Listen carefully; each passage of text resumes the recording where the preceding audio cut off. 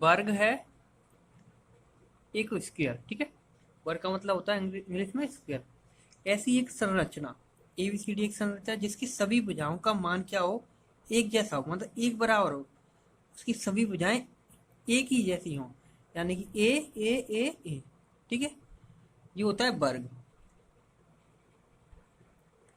अब परिमाप होता है, परिमाप बराबर होता है सभी भुजाओं का योग,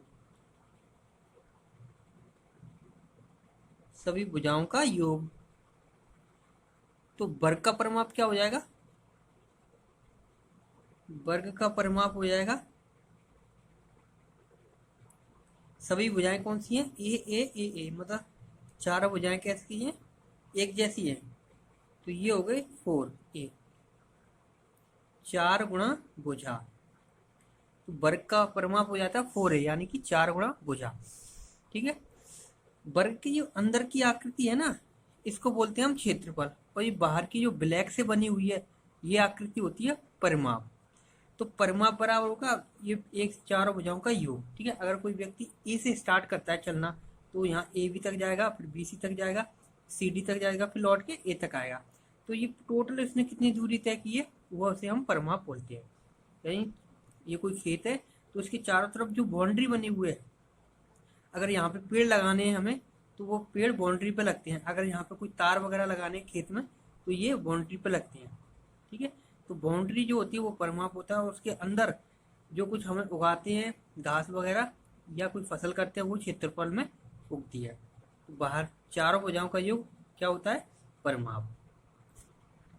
वर्ग का क्षेत्रफल, ए बी सी डी एक वर्ग है जिसकी चार भुजाएं क्या क्या है, ए है, ठीक है। तो क्षेत्रफल क्या होता है, अंदर का क्षेत्रफल। लेकिन जब ऐसी भुजाओं से बना हुआ है तो लंबाई गुणा चौड़ाई, ठीक है। चाहे वर्ग हो या आए, तो लंबाई गुणा चौड़ाई इसका फॉर्मूला होता है।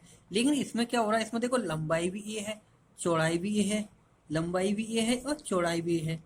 तो ये कितना होगा, ए उसकी है। और ए को हम क्या बोलते हैं, ए को हम भुजा बोलते हैं, भुजा। तो वर्ग का क्षेत्रफल क्या हो गया, भुजा का वर्ग। ये भुजा को हम ए बोलते हैं, तो ए का वर्ग हो गया। क्लियर है। लंबाई भी ए है और चौड़ाई भी ए है, तो दोनों का गुणनफल क्या होता है, क्षेत्रफल होता है। लंबाई गुणा चौड़ाई सेम सेम है, तो ए स्क्वायर हो जाएगा, और ए को हम इस वर्ग की भुजा बोलते हैं, तो भुजा का वर्ग इसका क्षेत्रफल हो जाता है। और अंदर की आकृति जो होती है उसे हम क्षेत्रफल बोलते हैं, बाहर की आकृति जो होती है इसे हम परिमाप बोलते हैं। अब एक दूसरी चीज भी पूछी जाती है, इसका विकर्ण, वर्ग का विकर्ण। वर्ग का विकर्ण, ये कोई वर्ग है ए बी सी डी, विकर्ण क्या होता है। अब देखो ये इसके चारों कोनों पे जो कोण बनते हैं वो 90-90 डिग्री के होते हैं, ठीक है। यहाँ से इस दूरी तक मिला दिया, मतलब दोनों कर दिया, तो ये 45 डिग्री का कोण बन जाएगा, और ये भी 45 डिग्री का, और ये 90 डिग्री का। भुजाएं क्या होती हैं, वर्ग की चारों भुजाएं समान होती हैं, यानी कि समान कोणों के सामने की भुजा समान हो जाती है। तो ये वाला इसके सामने की भुजा यानी विकर्ण क्या हो जाएगा, a√2, ठीक है। क्लियर है। 45 डिग्री एक कोण, 45 डिग्री एक कोण, तो 90 डिग्री के सामने की √2 गुना, ठीक है। तो वर्ग का विकर्ण होता है √2 गुणा भुजा, √2 गुणा भुजा होता है विकर्ण। किसका, विकर्ण। वर्ग का विकर्ण बराबर क्या होता है, वर्ग का विकर्ण बराबर होता है √2 गुणा भुजा, ठीक है। यहां से अब एक और चीज समझने की है कि जब कोण इस तरह से दे रखे हों, आगे भी बहुत जो है काम दिए गए।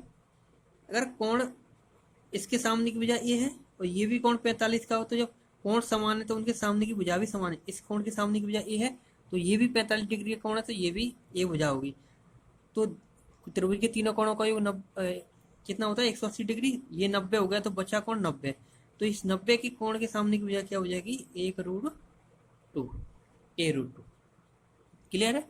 जैसे हम फिर दोबारा से देख लेते हैं, ये 45 डिग्री का है, ये भी 45 डिग्री का है, ये 90 डिग्री का है। अगर इसके सामने की भुजा 2 है, तो जाहिर सी बात है इस 2 के सामने की भुजा भी, इस 45 के सामने की भुजा भी 2 होगी, और फिर 90 के सामने की भुजा √2 हो जाएगी, ठीक है। केवल जब दो कोण 45-45 के हों एक त्रिभुज में, तो 90 डिग्री के सामने की भुजा यानी कि कर्ण उसकी रूट 2 गुनी हो जाएगी। अनुपात बता देते हैं, 45 डिग्री और 90 डिग्री में अनुपात होता है 1:1√2 का। क्लियर है यहाँ से? अगर ऐसे कोई दे रखा है, कोई एक त्रिभुज के दो कोण समान है, मतलब 45 डिग्री के हैं, तो अगर 45 डिग्री के सामने का जो मान दे रखा है उसमें √2 का गुणा कर दो, वो 90 डिग्री का मान बन जाएगा।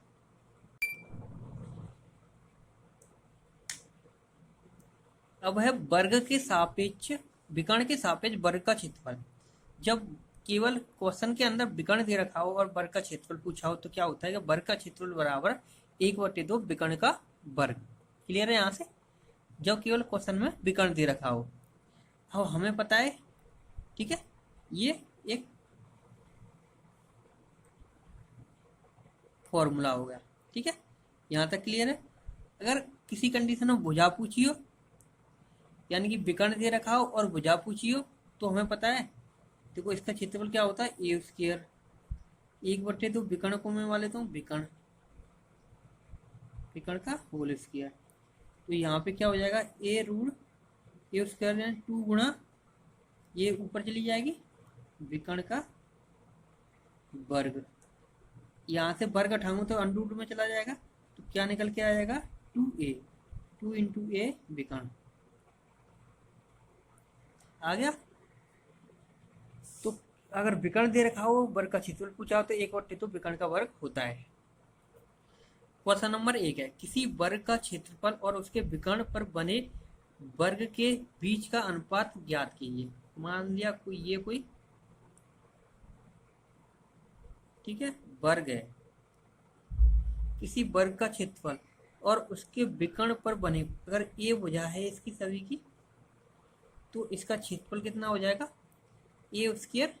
ठीक है, अब ये विकर्ण है, विकर्ण क्या होता है, भुजा का √2 गुना होता है। ठीक है, √2 हो गया। अब इस पे बोल रहा है कि इस भुजा पर बना, तो अगर इस वाली भुजा पर कोई वर्ग बनाया जाता है तो वो इस कंडीशन में बनेगा, यानी कि एक कोई वर्ग था जिसकी भुजा 1 थी। ठीक है, तो उसका क्षेत्रफल हो जाएगा a²। और लेकिन पूछ रहा है उसके विकर्ण, यानी विकर्ण ये होता है जो कि भुजा का √2 गुना होता है, उस पर अगर हम कोई बनाते हैं क्या वर्ग, तो उसकी सभी भुजाएं कैसी हो जाएंगी, √2a हो जाएंगी। तो भुजा का वर्ग यानी √2a का वर्ग। ठीक है, यानी वर्ग का क्षेत्रफल और उसके विकर्ण पे बने वर्ग का क्षेत्रफल, ये a² हो गया, नीचे 2a² हो गया, क्योंकि जब √2 का वर्ग करेंगे तो ये 2 हो जाएगा और a का वर्ग करेंगे तो ये भी a² हो जाएगा। इससे ये कट गया, तो कितना निकल के आया, 1/2। आंसर 1। क्लियर है? कोई भुजा थी, ए भुजा वाला वर्ग है, उसका विकर्ण √2a हो गया, भुजा पर बनने वाला विकर्ण का वो वर्ग का क्षेत्रफल a² और उसके विकर्ण पर बनने वाले वर्ग का क्षेत्रफल √2a का होल स्क्वायर। जब इनको सॉल्व करेंगे तो 1:2। क्वेश्चन नंबर 2, किसी वर्ग की भुजा की लंबाई 15 मीटर है तो उसका क्षेत्रफल क्या होगा। तो वर्ग का क्षेत्रफल क्या होता है, वर्ग का क्षेत्रफल होता है कि भुजा का वर्ग। ठीक है, भुजा कितनी दे रखी है, 15 का वर्ग करेंगे तो कितना निकल के आएगा, 225 मीटर स्क्वायर। क्वेश्चन नंबर 3 है, एक वर्ग की भुजा 25 मीटर है तो उसका विकर्ण क्या होगा। तो देखो विकर्ण बराबर क्या होता है, √2 गुणा भुजा। ठीक है, तो √2 गुणा 25 क्या निकल के आ जाएगा मान, 25√2। इसको आगे ले लेंगे, विकर्ण बराबर होता है √2 गुणा भुजा। भुजा 25 है, सूत्र में √2 लगा हुआ है तो 25√2 इसका मान हो जाएगा। क्वेश्चन नंबर 4 है, एक वर्ग का विकर्ण 5√2 मीटर है तो उसकी वर्ग की भुजा बताइए। ठीक है, तो देखो पहले तो यहाँ देखो वर्ग का विकर्ण क्या होता है, वर्ग का विकर्ण होता है भुजा √2।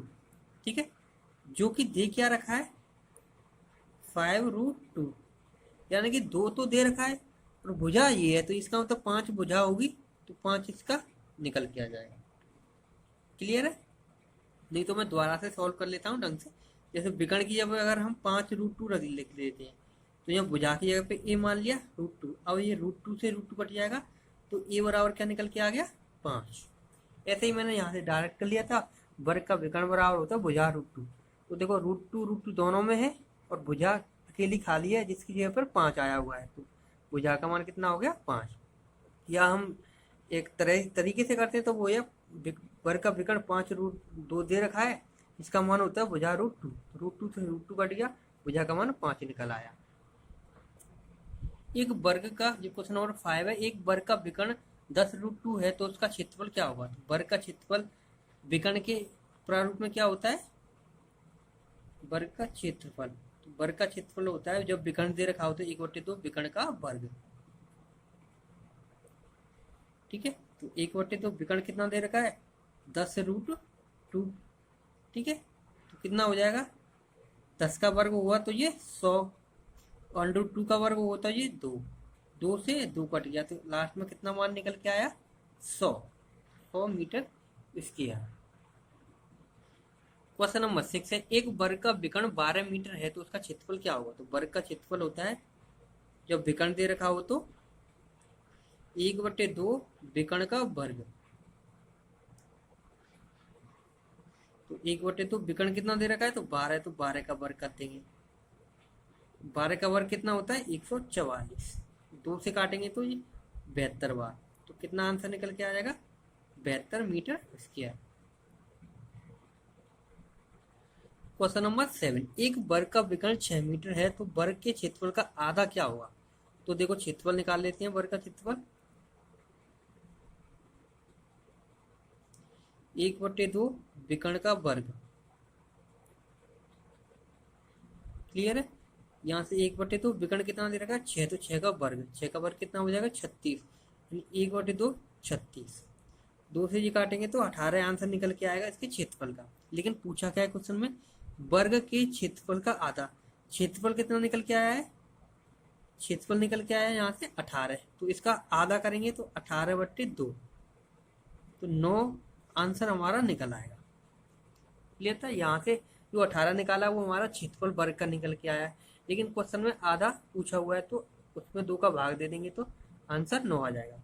इस तरह का क्वेश्चन पूछा जाता है जिसमें आधा चौथाई दे रखा होता है, लेकिन जल्दबाजी में करते समय हम इस चीज को नहीं देखते और केवल क्षेत्रफल को ही निकाल के टिक लगा के चले जाते हैं, क्योंकि ये 18 है वो भी ऑप्शन में होता है तो फिर टिक लगा के निकल जाते हैं। लेकिन कुछ कंडीशन में ये इसलिए क्वेश्चन मैंने डाला है तो ये ध्यान रहे कि इसमें इस तरह के क्वेश्चन भी पूछे जाते हैं। क्वेश्चन नंबर 8, यदि किसी वर्ग की प्रत्येक भुजा में 10% की वृद्धि कर दी जाए तो उस वर्ग के क्षेत्रफल पर क्या प्रभाव पड़ेगा? देखो वर्ग का कोई भी हो लंबाई गुणा चौड़ाई होता है, लेकिन इसकी भुजाएं सभी बराबर होती हैं। तो देखो हम इस तरह से भी एक सूत्र होता है 2x + x² 100। ये क्यों होता है?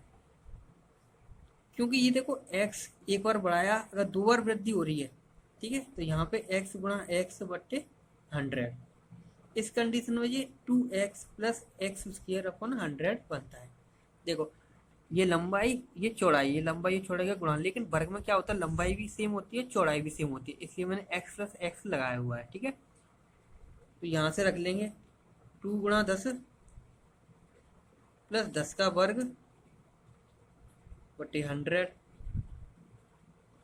ये 20 हो जाएगा प्लस ये 100 हो जाएगा 100/100। ये 2 0 से 2 0 जाएंगे, कितना हो गया 21% की क्या होगी वृद्धि, क्योंकि ये प्लस में चल रहा है। क्लियर है?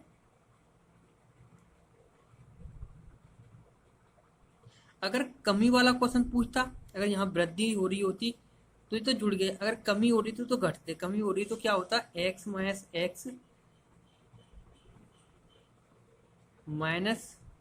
-x गुणा x/100। यहाँ से ये आपस में कट रहे हैं तो क्या निकल के आता x² 100, जो कि माइनस के x/100 क्या होती हानि या कमी, हानि हो रही होती या कमी हो रही होती, तब क्या आता ये वाला फॉर्मूला लगाते -x² 100। तब अगर 10% की कमी हो रही तो 10 का वर्ग बटे 100, तो 1% की कमी निकल आती। लेकिन यहाँ वृद्धि हो रही है तो वृद्धि वाला ये फॉर्मूला लगता है। अब ये देखते हैं यदि किसी वर्ग के क्षेत्रफल में 44% बढ़ जाता है तो उसकी प्रत्येक भुजाओं में कितनी वृद्धि की जाए।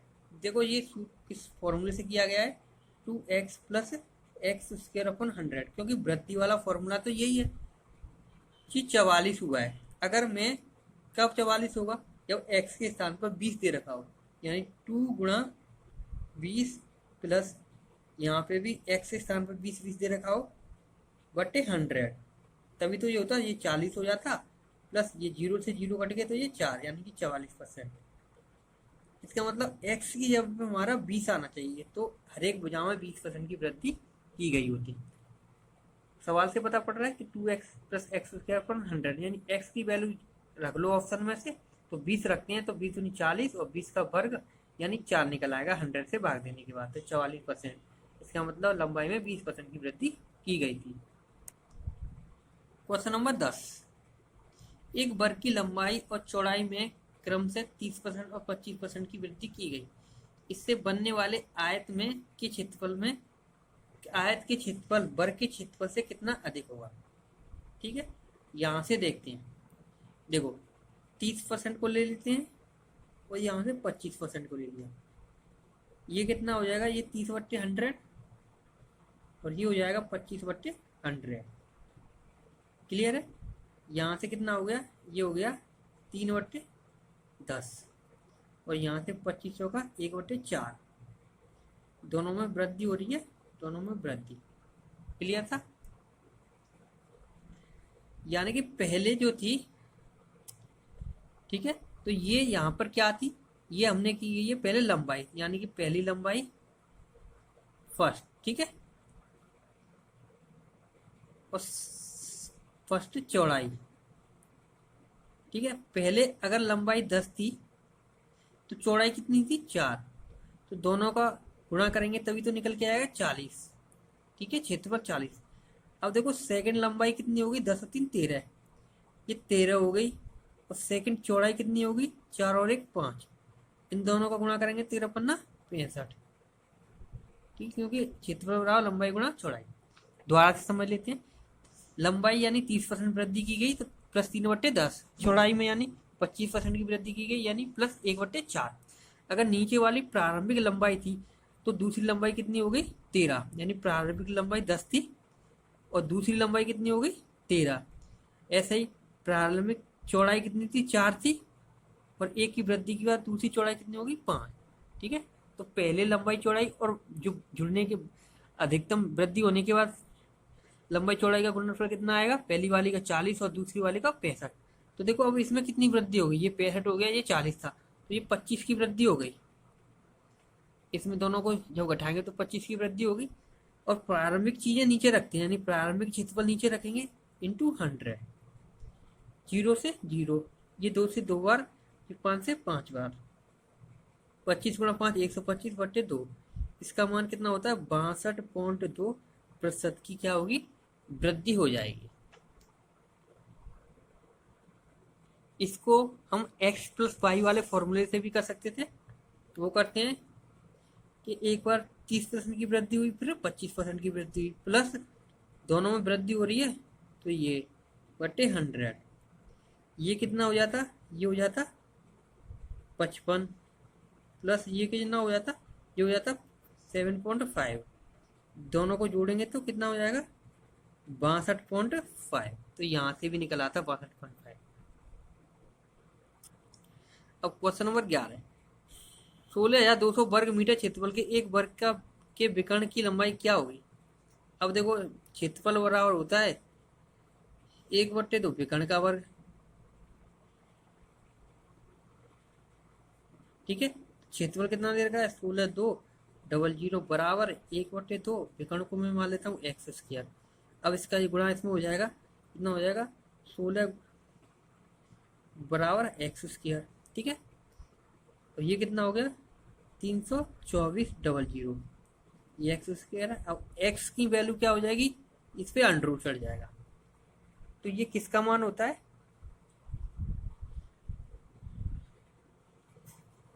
ये वैल्यू होती है 180 की। तो x का मान कितना निकल के आया 180। ठीक है, क्लियर है। क्षेत्रफल बराबर 1/2 विकर्ण का वर्ग। ठीक है, क्षेत्रफल की वैल्यू दे रखी है 16 और 1/2 विकर्ण को मैंने मान लिया एक्स स्क्वायर। यहाँ से 2 नीचे है और बराबर की दूसरी तरफ अगर बट्टे में है तो ऊपर जाके गुणा हो जाएगा, तो 2 गुणा 16,200 हो जाएगा, जिसका मान कितना हो गया 32,400। एक्स स्क्वायर बराबर 32,400, तो एक्स बराबर क्या हो जाएगा अंडर रूट में 32,400, जो कि 180 का मान होता है।